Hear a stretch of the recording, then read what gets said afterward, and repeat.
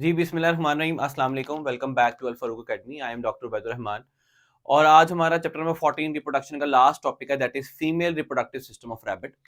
Last time हमने male reproductive system of rabbit discuss किया था और उसके अंदर देखा था कि कौन कौन से कंपोनेंट्स हैं, कौन कौन से पार्ट्स हैं। चार मेन इंपॉर्टेंट पार्ट्स थे। एक थे गोनेट्स जो कि थे टेस्टिस, एक थी एसोसिएटेड डक्ट्स जो कि नालियां थी जिनसे स्पर्म्स गुजर के जा रहे थे, एक थे ग्लैंड्स जो कि एक्सक्रीशंस प्रोड्यूस कर रहे थे, और एक थी एक्सटर्नल जेनिटेलिया जिसको हम देख के बताते हैं कि ये मेल रैबिट है कि फीमेल रैबिट है, और वो एक्सटर्नल जेनिटेलिया मेल की बॉडी से फीमेल के एक्सटर्नल जेनिटेलिया तक स्पर्म्स को ट्रांसफर करने में रोल प्ले करते हैं।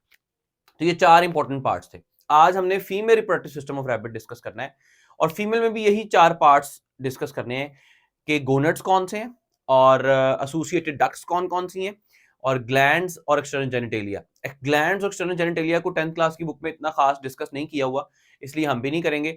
जो दो मेन इंपॉर्टेंट बातें हैं वो हैं गोनेट्स और एसोसिएटेड डक्ट्स, तो उन्हीं को हम लेके चलेंगे और इसमें देखेंगे female reproductive system of rabbit कैसा है। ठीक है। गोनेट्स गोनेट्स जो है ना वो ऐसे स्पेशलाइज्ड ऑर्गन्स को कहते हैं जिसमें गेमीट्स प्रोड्यूस होते हैं उस जेंडर के। यानी मेल में जो गेमीट प्रोड्यूसिंग ऑर्गन है वो है टेस्टिस, तो इसलिए उनके गोनेट्स हो गए टेस्टिस। और फीमेल में जो गेमीट प्रोड्यूसिंग ऑर्गन है, स्पेशलाइज्ड ऑर्गन है जिसमें एग्स प्रोड्यूस होंगे, उनको बोलते हैं ओवरीज। तो मेल में अ पेयर ऑफ टेस्टिस थे, तो फीमेल में क्या होंगे? A pair of ovaries. Ovaries के अंदर एग्स प्रोड्यूस होते हैं। लेकिन मेल्स में testis were hanging outside the body in a sac like which is called scrotum. लेकिन फीमेल्स में सारा reproductive system and these ovaries are located inside the abdomen, यानी पेट में है, इनसाइड द एब्डोमिनल कैविटी है। ठीक है। तो पहले अगर हम ओवरीज की बात शुरू करें, ओवरीज को लेके चलें, तो ओवरीज क्या है? गोनेड्स हैं। ओवरीज कितनी है? अ पेयर ऑफ ओवरीज, दो ओवरीज हैं। कहां पे हैं? They are located inside the abdominal cavity. Abdominal cavity में है। एग्जैक्ट लोकेशन को अगर बताना हो तो कहां पे? Just ventral to the kidneys, kidneys के आगे हैं। वेंट्रल का मतलब होता है एंटीरियर, आगे, और डॉर्सल का मतलब होता है पोस्टीरियर, पीछे। ठीक है। तो इसका मतलब ये किडनीज हैं, ये किडनी है एक, तो उसके आगे ओवरी है, और फिर ये किडनी है तो उसके आगे ओवरी है। ठीक है। तो वेंट्रल टू किडनीज यानी किडनी के आगे है। अगर किडनी के पीछे होती है ओवरी तो हम कहते हैं डॉर्सल टू किडनी। ठीक है। लेकिन किडनीज के आगे हैं, pair of ovaries, pair of kidneys होती है, उनके आगे आगे ओवरीज पड़ी हुई है, तो उसका नाम हो गया just ventral to the kidneys. What are ovaries? Ovaries are the gonads of the female and there are a pair of ovaries inside the female located inside the abdominal cavity। कहां पे? just ventral to the kidneys, kidneys के आगे। कैसी हैं ovaries? Ovaries are oval organs, oval हैं, बैजनी है, जैसे अंडा होता है हमारा, एग होता है, वैसे they are small oval organs, small oval organs हैं। और ओवरीज गोनेड्स हैं, तो ऑब्वियस सी बात है इन ओवरीज के अंदर गोनेड्स हैं तो इनके अंदर गेमीट्स प्रोड्यूस होंगे।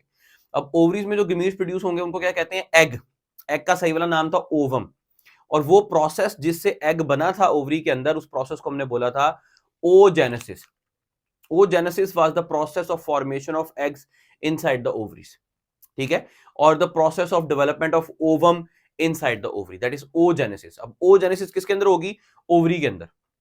ठीक है। ओवरी के अंदर ओजेनेसिस होगी, वही जो बात हमने पढ़ी थी कि जी पहले ओगोनियम होगा, फिर वो कन्वर्ट होगा प्राइमरी ओसाइट में, प्राइमरी ओसाइट में मियोसिस 1 होगी, सेकेंडरी ओसाइट और फर्स्ट पोलर बॉडी बनेगी, सेकेंडरी ओसाइट में मियोसिस 2 होगी, ओटिड और सेकेंड पोलर बॉडी बनेगी, और फिर ओटिड कन्वर्ट हो जाएगा ओवम में। ठीक है। तो जो ये ओवरी है, इस ओवरी का जो ये पेरिफेरल पोर्शन है, जो ये साइड्स वाला पोर्शन है, इनके अंदर जो है ना, इस पेरिफेरल पोर्शन के अंदर ओगोनिया पड़े होते हैं, और यहाँ पे डिवीजन शुरू होती है, ओजेनेसिस स्टार्ट होती है और ओवम की प्रोडक्शन स्टार्ट होती है, और ओगोनियम से primary oocyte, primary secondary secondary सारा काम चलता है, और फिर ओवम बनता है, एग बनता है।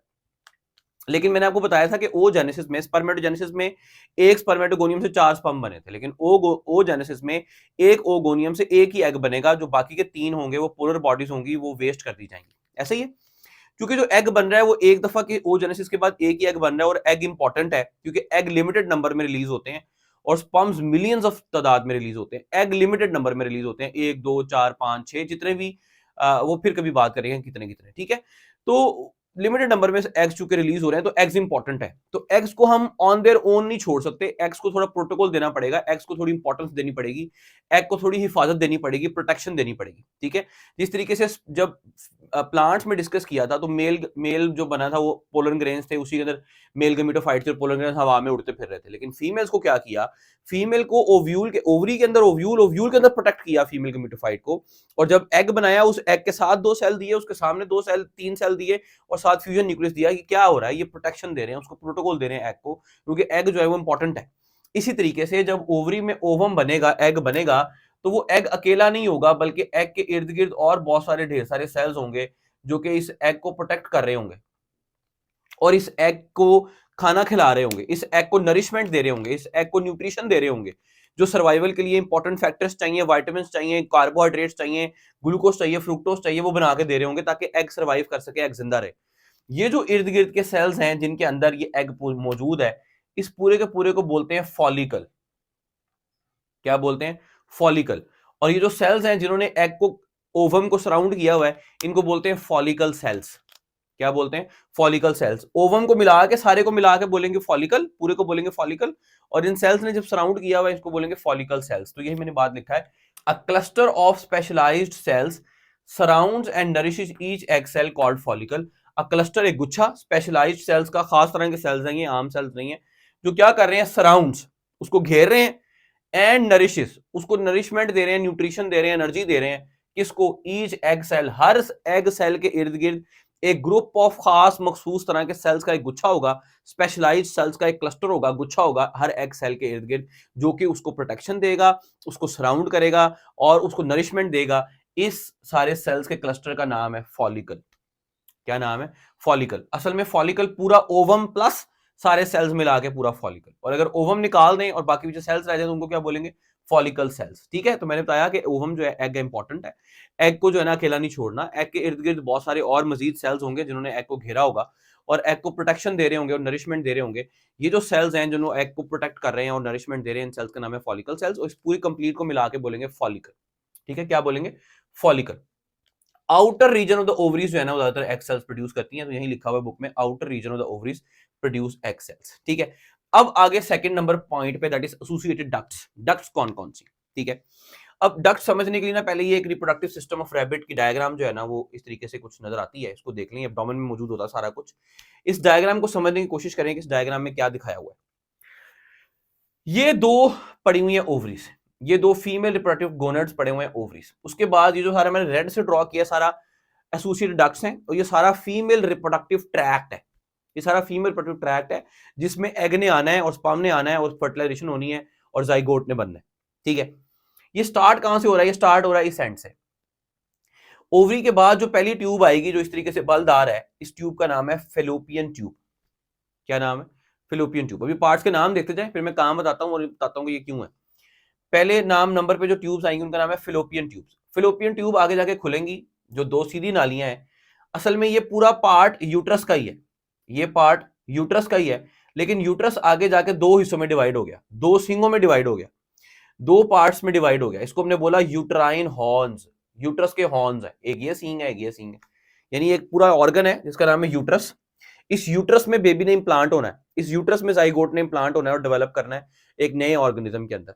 ये जो हम रैबिट वाला ग्रुप पढ़ रहे हैं, ये वो तीसरा वाला ग्रुप है जो हमने पढ़ा था। इंटरनल, एक एक्सटर्नल फर्टिलाइजेशन वाले हो गए, एक इंटरनल फर्टिलाइजेशन वाले हो गए। इंटरनल फर्टिलाइजेशन वाले आगे तीन तरह के थे, एक थे जो एग्स अंडे देते थे, एक थे जो अंडों में बच्चे देते थे जिनको बोला एग लेइंग मैमल्स, और एक वो थे जो बच्चे देते थे। तो जो बच्चे देते थे उनमें डेवलपमेंट सारी फीमेल की बॉडी के अंदर ही होनी है। तो फीमेल की बॉडी के अंदर अगर डेवलपमेंट होनी है तो उस एम्ब्रियो को आगे फीमेल की बॉडी में कहीं इंप्लांट होना चाहिए। कहाँ इंप्लांट होगा? यूट्रस में इंप्लांट होगा। तो पूरा का पूरा जो ऑर्गन है उसका नाम है यूट्रस। यूट्रस आगे डिवाइड हुआ है दो सिंगों में, उसका नाम है यूट्रस हॉर्न्स। ठीक है, यूट्रस के बाद वो ट्रैक आएगा, वो जगह आएगी जहां जो जो एक्सटर्नल जेनिटेलिया है फीमेल का, जहां से मेल जेनिटल ऑर्गन इंसर्ट होगा और अपने स्पर्म्स डिपॉजिट करेगा, और फिर स्पर्म्स ट्रेवल करते करते ऊपर जाएंगे। वो कैसे जाएंगे वो बात की बात है। ये जो एक्सटर्नल जेनिटेलिया है फीमेल का, that is called vagina. This is called vagina. और चूंकि इसी वेजाइना में से बेबी ने बाहर आना है, जब बेबी की बर्थ होनी है इसी वेजाइना में से बेबी ने बाहर आना है, इसलिए इस जगह का नाम है बर्थ कैनाल। कैनाल मतलब रास्ता, बर्थ मीन इसमें से बेबी बर्थ हो रहा है, बेबी की पैदाइश होनी है इस नाली में से गुजर के, इसलिए इसका नाम दूसरा क्या हो गया? बर्थ कैनाल और वेजाइना। ठीक है, अब ये हो गया वेजाइना, ये सारा वेजाइना हो गया। उसके बाद ये यूट्रस हो गया, यूट्रस के आगे ये यूट्राइन हॉर्न्स हो गए। तो यहाँ पे बुक में सही तरीके से नजर नहीं आ रहा, डायग्राम में भी सही तरीके से शो नहीं की जा सकता। यूट्रस और वजाइना और यूट्रस के दरमियान एक नैरोइंग होगी, यानी अगर यूं वजाइना है, मैं यहां पे रख देता हूं ये,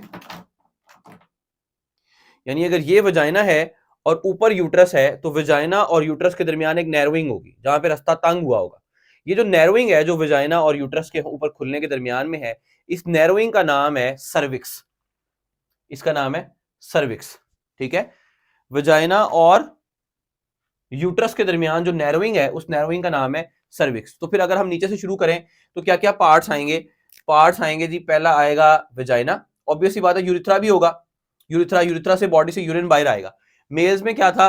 मेल्स में ये था कि यूरिथ्रा की ओपनिंग से ही स्पर्म्स भी बाहर आते थे और उसी से ही यूरिन भी बाहर आता था। लेकिन फीमेल्स में ऐसा नहीं है, फीमेल में जो बर्थ कैनाल है और जो एक्सटर्नल जेनिटल ऑर्गन है वो वजाइना, वो सेपरेट है, और जो यूरिथ्रा की ओपनिंग है जैसे यूरिन आना है वो सेपरेट है। ठीक है, अब जो बर्थ कैनाल है वजाइना, ये वजाइना से अगर हम शुरू करें, वजाइना ऊपर नैरोइंग आएगी, ये यूट्रस, यूट्रस वजाइना के बाद क्या आएगा? यूट्रस, यूट्रस, और चलो थोड़ा नीचे कर देता हूं इसको थोड़ा सा। ठीक है, ये यहां पे इस तरह कर देता हूं। ठीक है, तो वजाइना और यूट्रस के दरमियान जो नैरोइंग आएगी उस नैरोइंग का नाम क्या है? सर्विक्स। और सर्विक्स के बाद जो है ना वो यूट्रस स्टार्ट हो जाएगा, और ये यूट्रस और यूट्रस आगे जाके डिवाइड हो जाएगा दो हॉर्न्स में, इनको बोलेंगे यूट्रस के हॉर्न्स। ठीक है, और फिर वो यूट्रस के हॉर्न्स आगे कुछ ट्यूब्स में, बलदार नालियों में कन्वर्ट हो जाएंगे, जिनको बोलेंगे फेलोपियन ट्यूब्स। ये जो फेलोपियन ट्यूब्स है इनके भी डिफरेंट पार्ट्स के नाम है, और फेलोपियन ट्यूब के आगे भी 4-5 तरह के नाम है। ठीक है, लेकिन वो भी हम कुछ भी डिस्कस नहीं कर रहे। और ये जो आगे इसकी फिंगर लाइक इस तरह से चीजें बनी हुई है, इनका भी नाम है, लेकिन ये कि चलो कोई नहीं, अब डिस्कस क्योंकि हम है नहीं तो हम नहीं कर रहे डिस्कस। तो बर्थ कैनाल हो गया, बर्थ कैनाल के बाद वजाइना, वजाइना के बाद सर्विक्स, सर्विक्स के बाद यूट्रस, यूट्रस के बाद यूट्रस हॉर्न्स, उसके बाद फिलोपियन ट्यूब, और फिर बस ये इस तरीके से। ठीक है, ये है एसोसिएटेड डक्ट्स। यहां पर देखें मैंने किस तरह से लिखी है एसोसिएटेड डक्ट्स। फिलोपियन ट्यूब है, फिर यूट्रस है, फिर सर्विक्स है, ये यूट्रस, ये सर्विक्स, और फिर वजाइना। ठीक है, तो पहले फिलोपियन ट्यूब, फिर ये यूट्रस, फिर सर्विक्स, फिर वजाइना। ठीक है, तो फिलोपियन ट्यूब, फिर यूट्रस, फिर सर्विक्स, फिर वजाइना। सही, अब ये सारे देखते जाओ ये हैं क्या। ओवरी के पास जो सबसे पहले जो है ना वो नालियां पड़ी हैं वो हैं फिलोपियन ट्यूब्स। तो इसमें क्या लिखना है? Fallopian tubes are tubes that lies close to the ovary, ovary के पास पड़ी हुई, ओवरी को ऐसे कवर किया हुआ उन्होंने, ये नीचे ओवरी है तो ये फॉर द फिलोपियन ट्यूब है पूरी, तो जो उसका हाथ है इसने यूं ओवरी को कवर किया हुआ। इसका फायदा क्या है? फायदा ये है कि ओवरी में से जब ये एग बाहर निकलेगा ना, तो ओवरी में से ये एग बाहर निकल के यहाँ पे आ जाएगा बाहर एब्डोमिनल कैविटी के अंदर, उसके इर्द गिर्द ऑब्वियसली सेल्स भी होंगे, ये एग बाहर आ जाएगा। हमने इस एग को लेके जाना है इस फिलोपियन ट्यूब के अंदर। तो ये फिलोपियन ट्यूब क्या करेगी? फिलोपियन ट्यूब ऐसे ऐसे बीट करेगी, ये एब्डोमिनल कैविटी के फ्लूइड के अंदर फिलोपियन ट्यूब बीट करेगी। उस बीट करने से क्या होगा कि जो ये एग है इस फिलोपियन ट्यूब के अंदर यहाँ पे सुराख होगा, जो कि नजर नहीं आ रहा डायग्राम में। ये एग इस फिलोपियन ट्यूब के अंदर ऐसे ऐसे बीट करने से ये एग इसकी तरफ आएगा, और ये ओवम आके इस फिलोपियन ट्यूब के अंदर इंसर्ट हो जाएगा, इसके अंदर चला जाएगा यहां से। ठीक है, ये फिलोपियन ट्यूब के अंदर चला जाएगा यहां से, और फिर ये फिलोपियन ट्यूब के अंदर पड़ा रहेगा, यहाँ पे फिलोपियन ट्यूब के अंदर पड़ा रहेगा और इंतजार करेगा कि स्पर्म्स आते हैं कि नहीं आते। अगर तो स्पर्म्स आ गए, स्पर्म्स कहां से आएंगे? स्पर्म्स आर डिपॉजिटेड हेयर, यहाँ पे स्पर्म्स डिपॉजिट हो रहे हैं, कहां पे? वेजाइना में और बर्थ कैनाल, यहाँ पे मेल के स्पर्म्स डिपॉजिट होंगे। यहाँ से स्पर्म्स ट्रेवल करेंगे, ऊपर जाएंगे, सर्विक्स को क्रॉस करेंगे, सर्विक्स को क्रॉस करने के बाद यूट्राइन हॉर्न्स में जाएंगे, यूट्राइन हॉर्न्स में जाके उसके बाद फिलोपियन ट्यूब में जाएंगे, और यहाँ पे जाके स्पर्म फर्टिलाइज करेगा एग को। और जब ये जाइगोट बन जाएगा तो ये जाइगोट बनने के बाद फिर नीचे आएगा, और नीचे आने के बाद ये यूट्रस के हॉर्न में, यहाँ यूट्रस में आके यहाँ पे इम्प्लांट हो जाएगा, और फिर ये जाइगोट डिवाइड करता जाएगा करता जाएगा करता जाएगा और एक एम्ब्रियो बन जाएगा। ठीक है, तो क्या होगा कि फिलोपियन ट्यूब वो जगह है जिसने एग को अपने अंदर लेना है ओवरी से, और फिर ये वही जगह है जहां पर फर्टिलाइजेशन होनी है, स्पर्म और एग ने आपस में आके मिलना है। एग तो यहां पे आ गया, स्पर्म कैसे आएगा? स्पर्म यहां से नीचे से ट्रेवल करता करता, स्पर्म मोटाइल है, स्पर्म स्विम कर सकता है, तो स्पर्म फीमेल रिप्रोडक्टिव ट्रैक्ट के अंदर स्विम करता हुआ जाएगा एग के पास। इसलिए तो स्पर्म की टेल बनाई थी, मिडिल पीस बनाया था, उसमें माइटोकॉन्ड्रिया दिए थे ताकि स्पर्म मोटाइल हो और मूव करता हुआ जाए एग के पास। अगर स्पर्म मोटाइल ही नहीं है तो वो ऊपर जा ही नहीं सकता और फर्टिलाइजेशन हो ही नहीं सकती। ठीक है, तो फिलोपियन ट्यूब का काम क्या है कि फिलोपियन ट्यूब ने ऐसे करके बीट करना है और इसने ओवम को अपने अंदर ले लेना है। जैसे ही वो ओवम फॉलिकल सेल समेत अंदर जाएगा फिलोपियन ट्यूब के, तो वो फिलोपियन ट्यूब में जाके वेट करेगा। वेट किसका करेगा? स्पर्म का। अगर स्पर्म आ गया, स्पर्म कहां से जाएगा? यहां से, वेजाइना से स्पर्म डिपॉजिट होगा और जाते जाते तो ऊपर जाएगा, सर्विक्स से क्रॉस करेगा, फिर यूट्रस से क्रॉस करेगा, यूट्राइन हॉर्न्स को जाते जाते जाते एग के पास पहुंचेगा। जो स्पर्म और एग मिलते हैं, दिस इज कॉल्ड फर्टिलाइजेशन। ठीक है, अब इनसाइड द बॉडी तो फीमेल मिल रहे हैं, तो इंटरनल फर्टिलाइजेशन।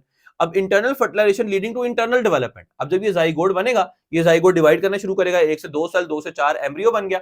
वो एम्ब्रियो रोल करता करता करता नीचे आएगा और फिर यूट्रस के किसी भी जगह पे किसी पॉइंट में आके इंप्लांट हो जाएगा, यूट्रस की दीवार के अंदर घुस जाएगा।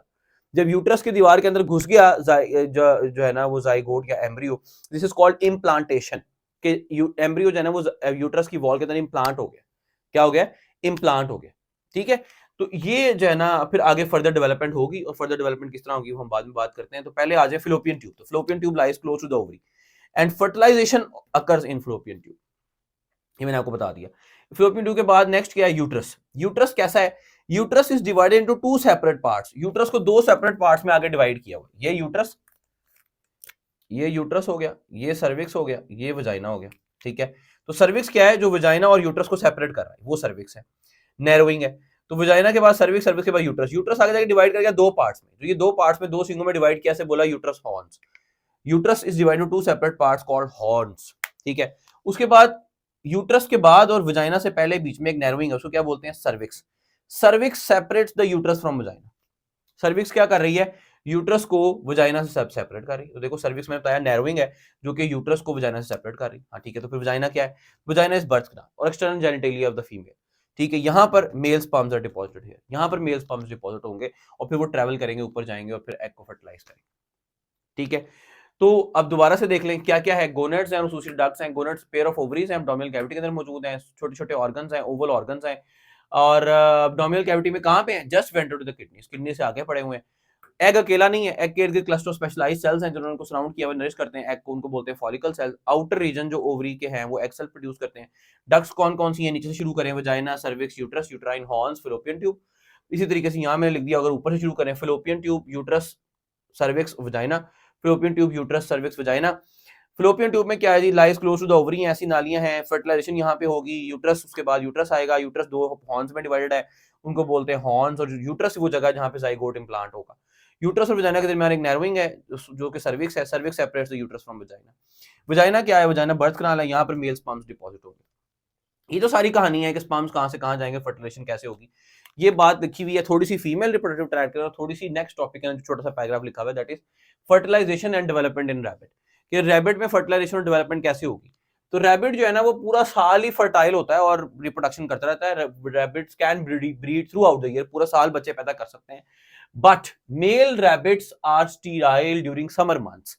लेकिन मेल रैबिट्स जो है ना वो गर्मियों के महीनों में, ज्यादा तेज गर्मियों के महीनों में स्टीराइल होते हैं। स्टीराइल का मतलब है इनफर्टाइल होते हैं। इनफर्टाइल का मतलब है कि वो स्पर्म्स प्रोड्यूस नहीं कर पाते। क्यों नहीं कर पाते स्पर्म्स प्रोड्यूस, मैंने आपको बताया था कि जो मेल की बॉडी में स्पर्मेटोजेनेसिस होनी है उसके लिए temperature lower than the body temperature चाहिए। तो lower than the body temperature का मतलब यह है कि अगर हमारी बॉडी का 37 डिग्री सेंटीग्रेड है तो ऑलमोस्ट सारे मैमल्स का ही ना 35 टू 38 डिग्री सेंटीग्रेड होता है बॉडी का नॉर्मल टेम्परेचर, 36 टू 38 होता है। ठीक है, तो अगर उनका भी नॉर्मल बॉडी टेम्परेचर 36 37 ही है तो जब गर्मियों के महीने और टेस्टिस बाहर पड़े हैं बॉडी से ताकि टेम्परेचर लो किए जा सके, बॉडी टेम्परेचर पे क्योंकि स्पर्मेटोजेनेसिस नहीं होगी, लो टेम्परेचर पे होगी। तो अगर बाहर टेम्परेचर बढ़ गया, बाहर 40 हो गया, 45 हो गया, 50 हो गया, ठीक है, तो जब इतनी शदीद गर्मी पड़ेगी तो स्पर्मेटोजेनेसिस रुक जाएगी। क्यों? क्योंकि स्पर्मेटोजेनेसिस होने के लिए लो टेम्परेचर चाहिए। कितना चाहिए? 35 से कम डिग्री सेंटीग्रेड चाहिए, फिर स्पर्मेटोजेनेसिस होगी। 35 डिग्री सेंटीग्रेड से कम कम। ठीक है, तो इसलिए जो मेल जो है ना रैबिट्स हैं वो स्टीराइल होंगे during summer month, they can not produce sperms, they will be unable to produce sperms. ठीक हो गया, तो फिर जब स्पर्म्स प्रोड्यूस होंगे तो क्या होंगे, sperms are deposited in the vagina, that is birth canal.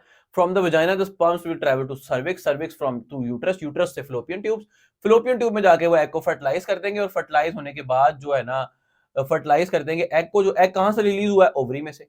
Ovary में से जो एग रिलीज हुआ है उसको स्पर्म्स जहां से जाएंगे वजाइना से, सर्विक्स, सर्विक्स से यूट्रस, यूट्रस से जाके उसको फर्टिलाइज कर देंगे। फर्टिलाइज होने के बाद क्या बनेगा? जाइगोट। जाइगोट किसमें कन्वर्ट हो जाएगा? एम्ब्रियो में, और एम्ब्रियो नीचे आएगा और आके कहां इंप्लांट हो जाएगा? यूट्रस में। Embryo is implanted in the uterus. ये सारी बातें मैंने पहले बता दी। ठीक है, अब क्या बात है, जब ये जाइगोट एम्ब्रियो एस्टेब्लिश हो जाएगा, एम्ब्रियो बन जाएगा, तो एम्ब्रियो और यूट्रस की वॉल के दरमियान एक ऑर्गन बनेगा जिस ऑर्गन का नाम है प्लेसेंटा। ये बहुत इंपॉर्टेंट चीज है, ये बहुत इंपॉर्टेंट चीज है। बुक में इतना खास कुछ भी नहीं लिखा हुआ। कहता है प्लेसेंटा इज अ कनेक्शन, एक ऐसा राब्ता है, लिंक है, that is established between the uterus and embryo, जो कि एम्ब्रियो और यूट्रस के दरमियान बन जाएगा, दैट इज प्लेसेंटा। असल में प्लेसेंटा एक ऑर्गन है पूरा। वो ऑर्गन क्यों बन गया? देखो, बेबी इंप्लांट हो गया, आके एम्ब्रियो इंप्लांट हो गया यूट्रस की वॉल के अंदर, अब उसने बड़ा होना है, अब उसकी सारी डेवलपमेंट होनी है, उसकी आंखें बननी, कान बनने, नाक बनना है, पूरा ऑर्गन बनना है, दिल बनना है, ब्रेन बनना है, सारे ऑर्गन बनने बॉडी के। तो उसको एनर्जी नहीं चाहिए ग्रो करने के लिए, वो एनर्जी कहां से मिलेगी? फीमेल से लेगा, मदर से लेगा। मदर से कहां से लेगा? यूट्रस से लेगा। तो यूट्रस और उस डेवलपिंग एम्ब्रियो के दरमियान एक ऑर्गन बन जाएगा जो कि मदर से सारी न्यूट्रिशन को लाके बेबी को देगा।